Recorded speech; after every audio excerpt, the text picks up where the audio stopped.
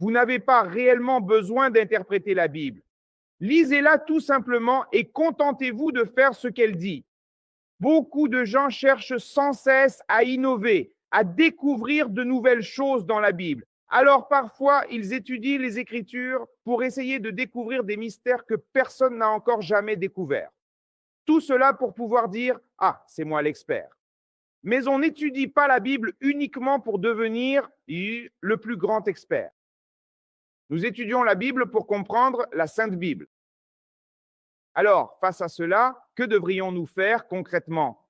Nous convenons tous que les chrétiens se doivent d'apprendre à lire la Bible, à y croire sincèrement et à lui obéir. C'est pourquoi la Bible a été conçue tout spécialement pour que nous y croyions et pour que nous puissions lui obéir fidèlement. C'est un point essentiel quand on étudie la Bible. Nous partageons tout à fait le point de vue et l'argument selon lequel la Bible n'est pas nécessairement et systématiquement un livre difficile à comprendre, si elle est lue avec une grande attention et étudiée de manière rigoureuse.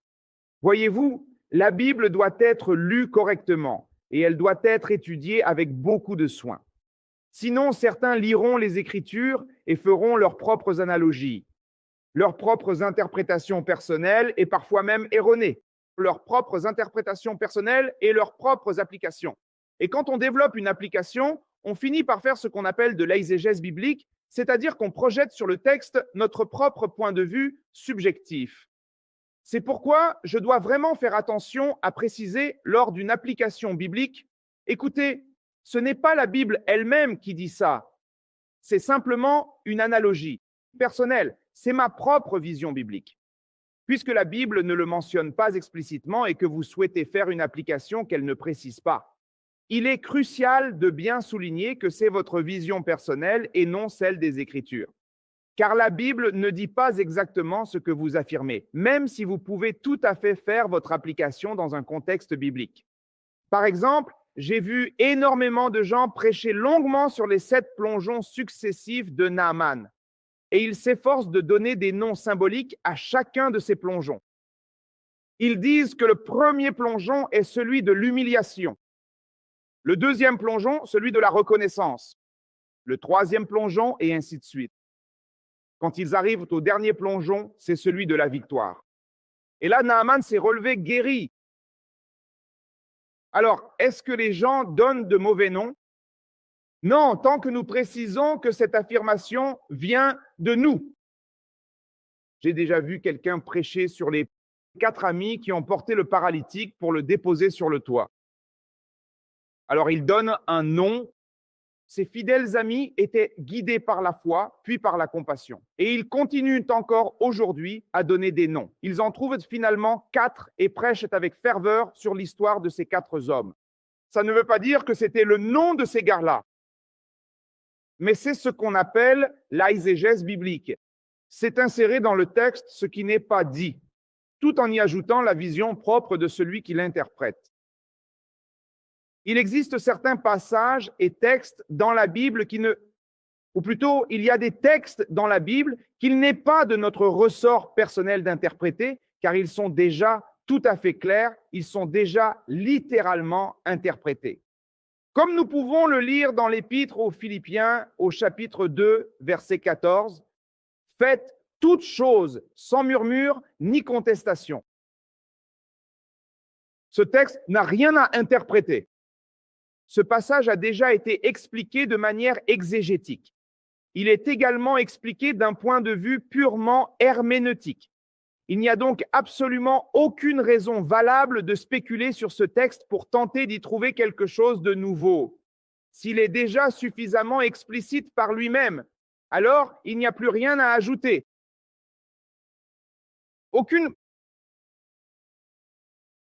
Il y a une nécessité absolue de forcer le texte, de dire ce que le texte n'a plus besoin de dire. Mais vous trouverez toujours certaines personnes qui forcent le texte à dire ce qu'il ne dit pas du tout. Quand je force ainsi le texte biblique à dire ce qu'il ne dit pas, je m'expose alors à un risque extrêmement élevé de créer véritablement une hérésie. Et c'est pour toutes ces raisons précises que nous allons être amenés à rencontrer divers noms d'églises assez surprenants. Pour chacun de ces noms d'églises, aussi incroyable et étonnant que cela puisse paraître, il existe un texte biblique spécifique pour appuyer et justifier ces nomenclatures d'église. Par exemple, nous trouvons l'église Ranch du Christ ou encore l'église Ranch du Prophète, église Perchoir des Anges, église Petite Pirogue du Christ, église Jésus est allé là-bas et revient tout de suite. Toutes ces églises existent et sont enregistrées avec leur propre statut et leur propre numéro d'identification. Et chacune de ces dénominations défend ses propres idéologies particulières. Et pour quelles raisons précises font-ils tout cela? C'est parce qu'ils ont forcé le sens véritable du texte biblique, à dire ce que le texte ne dit pas. Je vais vous donner la parole, pasteur Étienne. Attendez un petit instant. Chaque fois que je lis un texte biblique, je dois au minimum prendre le temps de bien contextualiser le texte. Il est donc nécessaire pour moi de poser plusieurs questions précises de contexte au texte lui-même. Alors, quand je pose une question de contexte à propos d'un texte, la première chose essentielle que je dois me demander, c'est bien pour qui précisément ce texte a-t-il été écrit? Pour qui? Au moment où je me pose la question de savoir précisément pour qui ce texte a été écrit, je dois maintenant analyser très attentivement le cadre de ce texte dans son ensemble. D'abord, j'ai demandé pour qui il a été écrit, puis ma deuxième question, ou plutôt mon deuxième regard, rappelez-vous la scène de crime où je dois tout analyser. Donc mon deuxième regard attentif se porte maintenant sur la scène qui se déroule, ce vaste cadre biblique là-bas. Dans ce cadre biblique particulier, il me faut maintenant effectuer la deuxième ou bien la troisième observation importante. Ma troisième observation, après avoir déjà demandé pour, une fois que l'on sait pour qui il a été écrit, il s'agit désormais tout simplement de contextualiser le texte et d'analyser attentivement le cadre environnant. Lorsque je me livre à cet exercice et que j'observe le cadre, je dois impérativement me préoccuper sérieusement de la géographie biblique. Quand je regarde la géographie biblique, la deuxième ou troisième chose qui me vient à l'esprit est qui était ce peuple? Alors, quand je réussis enfin à découvrir qui était ce peuple, une toute nouvelle interrogation commence à s'éveiller dans mon esprit. Je me pose alors la question suivante. Quelles pouvaient bien être les traditions et les coutumes de ce groupe? Je me trouve donc maintenant face au mystère des coutumes de ce peuple. Ensuite, comment étaient les vêtements de ce peuple à cette époque? Je dois me préoccuper de tout cela dans le texte. Voyez où j'en suis maintenant, j'ai lu le texte, j'ai étudié le texte, maintenant j'examine le texte. Quand j'examine attentivement le texte, je procède sur ce texte à une exégèse approfondie ainsi qu'à une herméneutique détaillée du texte. Ensuite, je réalise l'exégèse, c'est-à-dire que j'applique au texte ce qui m'est venu à l'esprit, ce qui m'a traversé l'esprit. Quand je regarde tout cela, il vous faut maintenant observer attentivement les scènes. Qui est-ce qui se trouve exactement dans ces scènes? Qui sont les personnes qui sont là? Quels sont les principaux protagonistes de ces actions? Ensuite, j'assemble les pièces, je commence à étudier le texte et quand on s'y attend le moins, on a voyagé dans un texte biblique. On a réussi à découvrir dans un texte une série de choses que beaucoup de gens ont survolées sans voir. Et pour n'avoir pas analysé ces choses en profondeur, on finit par créer des vents de doctrine là où il n'y a pas de doctrine. Ce ne sont en réalité que de simples coutumes. Et c'est précisément là que réside le véritable cœur du problème. Moi, en ayant justement une discussion très approfondie avec Fernando et le pasteur Claudio, la semaine dernière, je lui ai fait un exposé disant que tout texte biblique a au moins deux côtés. Deux côtés. Et je leur ai donné un texte très simple qui est le psaume 23. Chacun des frères de la communauté qui ne possède pas encore un niveau de connaissance suffisant, lit attentivement le psaume 23. Et ça commence déjà mal quand ils disent « L'Éternel est mon berger et je ne manquerai de rien ». En effet, il n'y a pas de conjonction ici. « L'Éternel est mon berger, virgule, je ne manquerai absolument de rien ». Il n'y a pas de suite à ce verset. Et rien. Il n'y a pas ça. Vous pouvez lire la Bible, c'est « L'Éternel est mon berger, point virgule ». Absolument de rien, je ne manquerai de rien. Quand on lit ce psaume et qu'on se rend à l'église pour l'appliquer, on a l'habitude de dire, mon cher frère, le psalmiste, il est écrit ici que Dieu est notre berger et que nous ne manquerons absolument de rien. Donc Dieu sera notre provision. On ne manquera pas de nourriture, ni de chaussures, etc.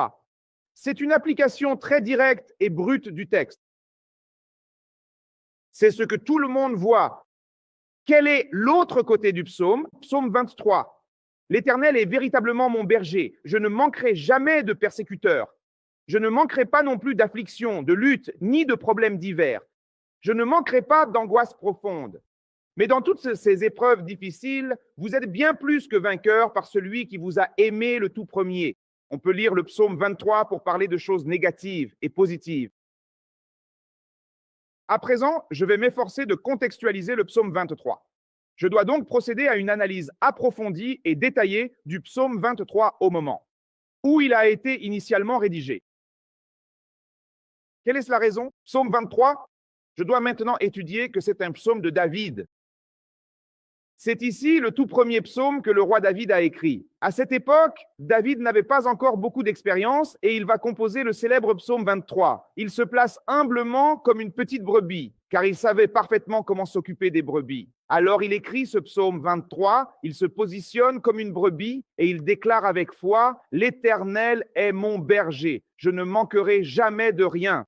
C'est véritablement le cœur même, une simple phrase et la rédaction profonde d'un humble berger, littéralement celle d'une petite brebis égarée. Alors, cet homme revient avec émotion à ses tout premiers écrits d'autrefois et il va dire solennellement ces mots, « L'Éternel est mon berger.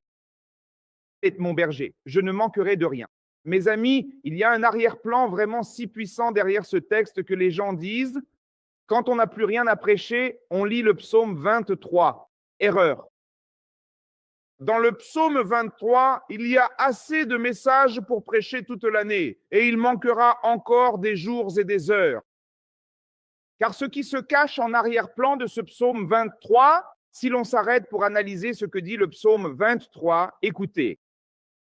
Tu oins d'huile ma tête et ma coupe déborde. Le psalmiste parle du berger qui, afin que la brebis sorte de la bergerie, devait placer un bassin rempli d'huile tout près de la porte de sortie des brebis. Il devait prendre le temps de se remplir généreusement la main avec de l'huile, puis la verser doucement sur la tête de la brebis, en veillant à ce que cette huile onctueuse puisse couler lentement sur la tête entière de la brebis. Parce que si la brebis partait tranquillement paître et qu'en arrivant au champ pour brouter, comme il y avait de très nombreuses pierres sur le sol, elle finissait par se cogner le museau, se cogner souvent toute la face, et là, elle se blessait alors. Chaque fois qu'elle se blessait, le sang coulait abondamment sur sa face, attirant les mouches à viande qui venaient rapidement, se posaient sur la plaie et y déposaient systématiquement leurs larves là où il y avait du sang frais. Ensuite, ces larves commençaient à monter, entraient directement dans l'œil de la pauvre brebis et, bien souvent, elles finissaient par pénétrer aussi tout au fond de l'oreille de la brebis. Et maintenant, la brebis, avec la tête infestée de larves, elle ne pouvait plus se nourrir. Alors, comment un berger identifiait-il une brebis qui avait des larves dans la tête? Il remarquait que la brebis faisait comme ça, elle hochait la tête. Chaque matin, il prenait donc l'huile et s'empressait d'aller oindre avec soin la tête de cette brebis. Pour bien protéger la brebis, il l'oignait juste avant qu'elle ne sorte dehors pour se nourrir. Car sur une tête ainsi ointe, les mouches ne se posent jamais. Parce que les mouches n'aiment pas l'huile. Le berger oignait donc la tête de la brebis pour qu'elle aille paître et l'oignait aussi quand elle revenait à la bergerie pour dormir. L'habitude du berger était de se tenir à la porte. Il écartait les jambes. La brebis passait entre ses jambes et il lui oignait la tête à la sortie et au retour. Maintenant, vous verrez que le psaume 23 parle de la vallée de l'ombre de la mort. Le psaume 23 parle des eaux paisibles,